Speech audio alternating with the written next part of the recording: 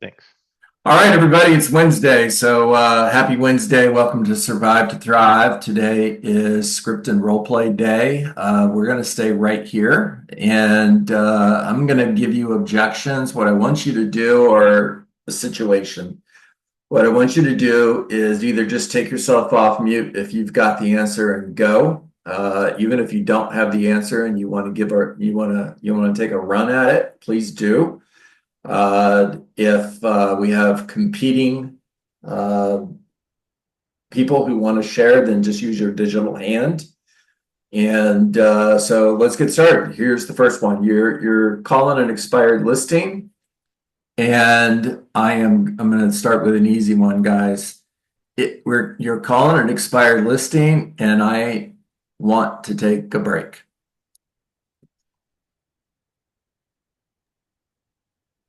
Well, John, I hear that all the time, that sellers want to take a break. And so I've got a question for you. If your house was worth 30 grand more after you took this break, how would that make you feel? Or 30 grand less? Yeah, I knew what you meant. Thanks for clarifying. Yeah, I wouldn't feel so good about that. Well, John, the market's moving in a direction here in Austin that could likely happen. So what I'd like to do is pop by for about 30 minutes, ask you some questions, and talk about the market a little bit, and dive a little bit deeper into this conversation about what your property is going to be worth now and in the future. Well done, Sean. Well done. All right, Joanne, you're up. Clarissa, you're on deck. Let's go. John, I understand you want to take a break. What does that look like for you? Maybe a couple months. A couple months. Okay, so that would put us into, approaching March. You're saying you'd like to relist your home in March?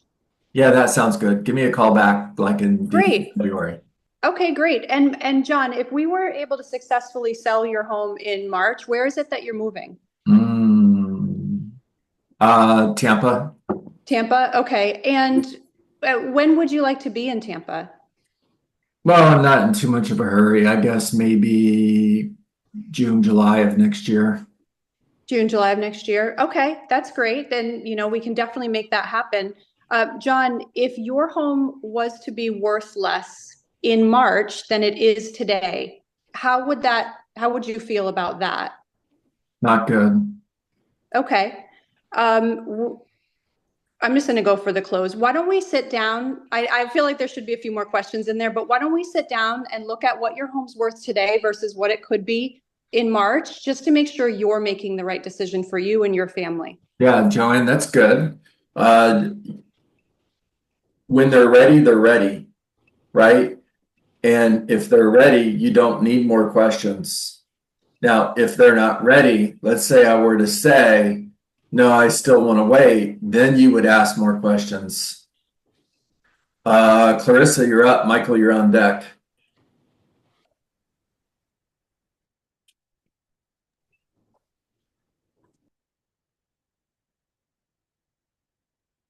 Clarissa, you're on mute.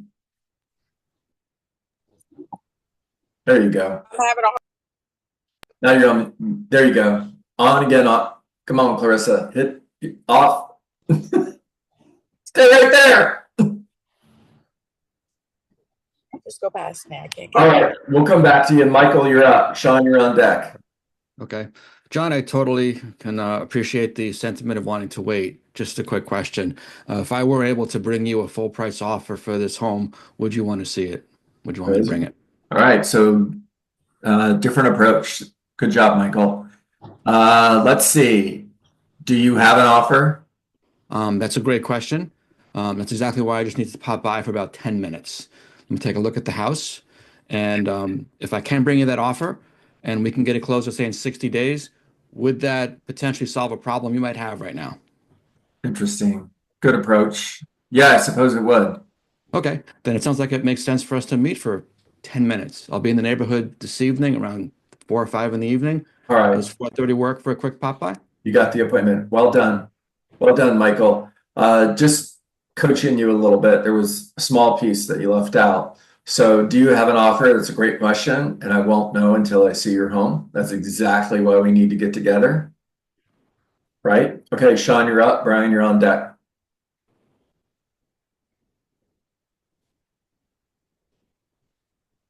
Sean, you're on mute, by the way. I totally understand, John. So it sounds like you'd like to take a break. Let me ask you this. If there was a financial advantage to listing your home now versus waiting, is that something that you'd be interested in? Oh, that's a good question, guys. Write it down. So tell me what you mean. But, John, we are on the high side of a downturn, meaning your home could potentially be worth more today than it will be in the future. Does that make sense? Yeah, I guess. Sure. Yeah. Okay. Well, John, why don't we set some time aside tomorrow, say 4 o'clock? I'd love to get into this a little deeper with you. How's that work for you? Okay, you got it. Nice job. Okay, Brian's the last one up with this, and then we're going to switch the conversation to I want to hire the neighborhood expert. So if you're ready to go with that, put your digital hand up in the air. Brian Copeland, where'd you go? There you are. John, you had your home listed for the last 6 months. Why didn't it sell? I don't know. Yeah. Did your agent not give you any feedback on the showings, or did you have any? I had showings. Don't know, not a whole lot of feedback though. Did you receive any offers? There's a good question. No offers. Okay. And if somebody were to bring you an offer, is that something you'd want to work with? Is your goal still to sell your home? Yeah, I still want to sell the house. I'm just going to take a break. Okay. And how does taking a break help you? I'm just frustrated, want to take some time off. Yeah. Well, what happens next spring when you have a lot more competition, John? I really haven't thought about that. Yeah. Typically what happens when you have more competition is buyers are looking at a lot more homes, and they're going to be able to select what they want with fine details, and your home may get pushed from the top of the list to the bottom of the list. So waiting the next spring could cost you a lot of money. Have you thought about that? That makes sense. Well done, Brian. Guys, make sure you listen to this recording and write down what Brian just said. He did a really good job of asking the question to set up the message. And it was very well done, very strategic. Okay, so I'm going to hire the neighborhood expert. Let's go. Joe Grant, you're up. Hey, John, that's wonderful because I happen to be that neighborhood expert. I knew that was going to be your response. Love it. But out of curiosity, John, what does a neighborhood expert mean to you? Is that somebody who just happens to know that here in Norfolk last month, we reduced the number of homes on market by 8%, and this month we're trending at 11% less homes? What does an expert mean to you? That was really good, Joe. So he used a question to set up the message, and really well done. You could do that in 2 parts, Joe. Not the numbers are right here. Yeah, exactly. Not saying that you should, just saying you could. Very well done. Brian, let's go. John, you want to hire the neighborhood expert, huh? Yeah, Yeah. And what is the neighborhood expert going to do for you? that's a good question, guys. Well, I assume that they're selling a lot of homes in my neighborhood, so they should be able to sell mine.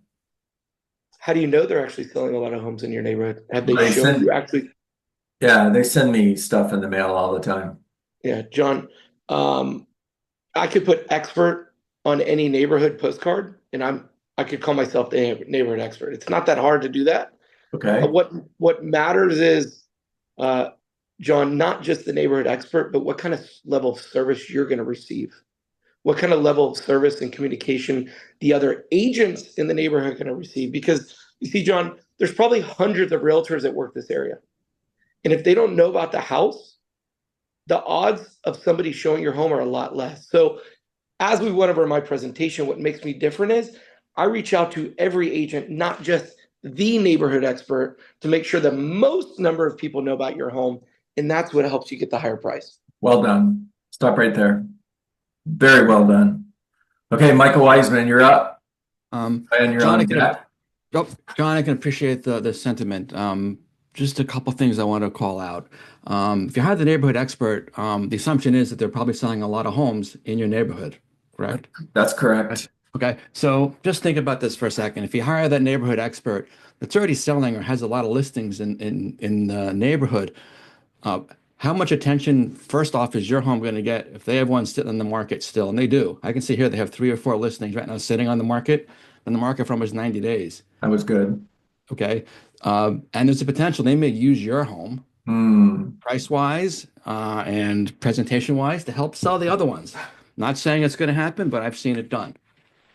Okay. So one of the reasons I think you want to hire me is yes, this will be the only home in the market, in your market right now that I am selling, but you will have an agent like myself and my team, which we've just shown is one of the top performing teams in this whole county, to really work super hard, get your people into here, and really make a standout for this neighborhood that we want to present. So don't you think it would make more sense to have at least have the conversation? You and I sit down and take see what that looks like.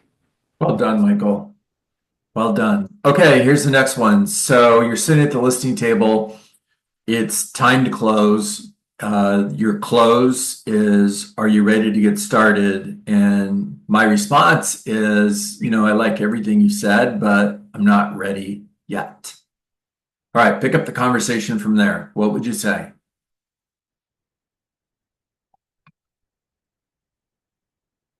Joanne, let's go. John, I understand. So on a scale of 1 to 10, 1 being one being terrible, and you never want to see me again, 10, you are ready to sign and we're going to get your house on the market. Where do you feel that we are at this moment? Yeah, I love that, Joanne. So off role play, 10 being I'm the right agent for the job. 1 being you don't like anything I said and you can't wait for me to leave. And 10 being I'm the right agent for the job. Where are we? So Joanne, I like everything about you. I mean, you're an 8, maybe a 9. Okay. And what do you feel needs to happen to make it a 10? There you go. There you go. There you go. Your commission's too high. So, John, what I hear is that if I was willing to reduce my commission today, you would be ready to list your home with me. You would hire Is that correct? You would hire me today. Words matter. You would hire me today. Yeah, nobody wants to list their home. They want to sell their home. Okay. And besides, you don't want to lose the opportunity for embedded commands when they're appropriate. So if I were willing to reduce my fee, you would hire me today. Is that correct, Joanne? Yes. Okay, so sure, Joanne, lower your fee and you're hired. Okay, John, can I ask you what's important about me reducing my fee today? Close. I'll come back to you. Joe, pick it up. So you're not ready to get started yet. John, so what is it that we've gone over that has you hesitant? I just don't feel that the commission you charge is what I'm looking for. I've had other agents offer to work for less. Okay. So other than my professional fee, is there any other reason that you're not ready to hire me to sell your house today? There you go. Great job of isolating, by the way. And no, that's it. I mean, it's just the commission. Awesome, John. Well, first, I'm a deal maker, not a deal breaker. So I will guarantee that my professional fee will not be a reason that we don't do business. But I'm not a discount brokerage that does discount services. I'm not just going to put a sign in your yard and walk away. Professional services come with professional fees. So you don't pay me until we sell your house. And I won't stand in the way of getting the right offer on your house. But one thing I will not do today is cut my fee. So Joe, that was really good. Guys, write it down, write it down, write it down. All really good. Joe, if I can coach you just a little bit on that. So, so if you're asking me if my fee is negotiable, not today. However, when we have an offer on your home, if I need to give up money in order to make the deal work, I will, because I'm a deal maker, not a deal breaker. Brian, let's go. Well, John, I've gone over my presentation. I showed you everything that I can do to help sell your home. Are you ready to get started? You know, not just yet. Maybe call me back in a couple of days. I'll let you know. What would make you be open to executing an agreement today? Oh, I like that question. Right? Right? Okay. So is there anything that I haven't offered that if I were to offer it, you would hire me today? Is there any questions that I haven't asked that if I were to ask them, there would be a better chance that you would hire me today? Just different variations of what Brian said. So, Brian, if you discounted your fee, I'd hire you today. So what you're asking me is to just negotiate my fee, and at the same time, you want me to then, when we receive an offer, negotiate the highest amount that I can receive for you. So basically, you want me to do one thing for me, but another thing for you, right? So how does that work, John? Do you just want me to give your money away when we receive an offer? I love that. So new and different. Write it down. Well done, Brian. Well done. Joanne, can I come back to you for a moment? So take yourself off mute here for a second. Joanne, if you were to lower your fee, I would hire you today. Now, don't go deeper. What would that do for you, right? I want you to isolate and overcome. So Joanne, if you were to lower your fee today, I would hire you. Your commission is just too high. Okay, I understand, John. Other than if I was to lower my fee today, if I was to lower my fee today, you would be ready to hire me? That's correct. Let's go. Understood, John. Can I tell you why that concerns me? That's it. Keep going. I just feel rusty. Okay, can I tell you why that concerns me? So this is how I feed my family, John. And if I was willing to give up the money that I work hard for to feed my family today, how quickly do you think I would be willing to give up your money during a negotiation on your home? It's a good question. It's a good question. John, that's what I was looking for. I'll go into deal breaker. John, I'm a deal maker, not a deal breaker. Okay. My professional fee is always negotiable. However, I'm not willing to negotiate it today. During the transaction, if there is a reason for me to make a concession, I'm going to do what I need to get your home sold. Well done. Good job. Good job. And another way you could say it is, look, if we get to the finish line and we're a little bit short and I have to give up something to make this deal work, I would be willing to do that, just not today. There you go. Very well done.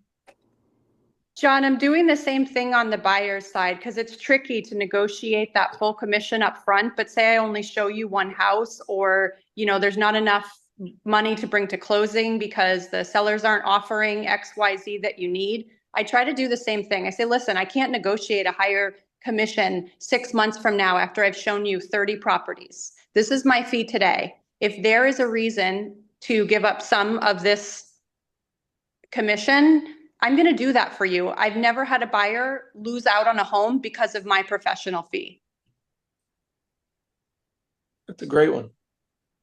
Really, really good. What do you guys think? Yeah, I think great. everybody's really good, but to be picky, the cadences aren't flowing really, really well. Like, that's where the practice comes in. There's some pauses, some weird like I'm thinking, like the hamster's spinning in your head. And that's where the practice comes in to make it sound much smoother. No, that's 100% right. It's time on task over time equals mastery. And Joanne nailed it when she said it's been a while since we've practiced this. She's right. It has been a while. And it's here, Matthew Kemps will like this. It's me getting on the golf course without spending any time on the driving range, expecting to have a really good golf game. That's a hacker, which by the way is me. And this is your driving range right here, getting together and spending time with rock stars in this room. There's over $300 million in production on this call right now. And just PDR, practice, drill, rehearse. Mastery is not doing it right. Mastery is getting to a point where you can't do it wrong. Mindy, with beautiful baby in your arms. Hi. I'm new to this group. So John, on a scale of 1 to 10, with a 10 being I'm the right agent for you, where do we sit today? You're a 9. I'm 9. And what would bring me to a 10 for you? If you lowered your fee. I've heard that before. And John, have you ever had back surgery before, or any kind of major surgery? Yeah, I have. Okay, so I have too. Actually had a L5-S1 microdiscectomy done. And when I was researching surgeons, I didn't go just pick the lowest price guy out there. I researched and found some of the top spinal doctors in Phoenix, Arizona, and I went with them. And I didn't care what they charged because I knew they had a proven and repeatable process that would get the job done. Mindy, that was so good. Guys, raise your hand if you like that. That was so good. This is why you need to keep inviting your friends to this call, guys, because it gets better every time somebody joins us. Mindy. That was a mic drop moment. Oh, I say, Megan. But I'm just thinking what I could use because I've never had that spinal surgery, so I have to figure out something else. So That's good. Just compare it to brain surgery. Say, if you were to have brain surgery, would you just go pick the new surgeon, or would you go to somebody who's got 20 years experience? Just anything, rocket science. But I've had back surgery, so that's why I use that. And I research the top spinal doctor. It was so good. I agree. It was very, very good. Mindy, who invited you to the call? So I just joined David Schneider and Chad Goldwasser. There you go. So I've been with Rebel Property Group for about a week now. But I've taken some Sean Kokoska training and done role playing and scripts. Okay. So those are two really good, really awesome people. Tell them both I said hi, by the way. It's really good. Thank you for being here, by the way. Baby's name. What's your beautiful baby's name, Mindy? This is Violet. Violet. Violet, you are so beautiful. She is. Oh, the best. Yeah. All right, Michael Weisman, take us out. Cool. I just wanted to mention that last role play objections. If I have a belief, and you can challenge me on this, that if you're getting the fee objection a lot, you need to look at your presentation that came right before that. Here we go. Because I can tell you, in about 200 listings, I've cut one time about a half a point. That's right.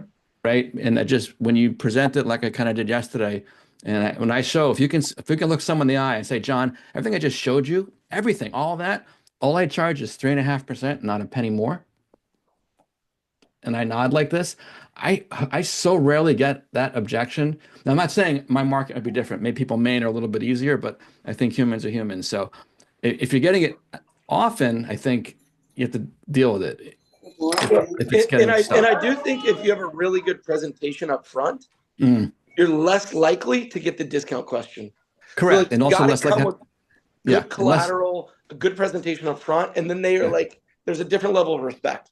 Yeah, and you're also more likely to, if it does come up, because people will just have a reaction to it, they'll agree with you.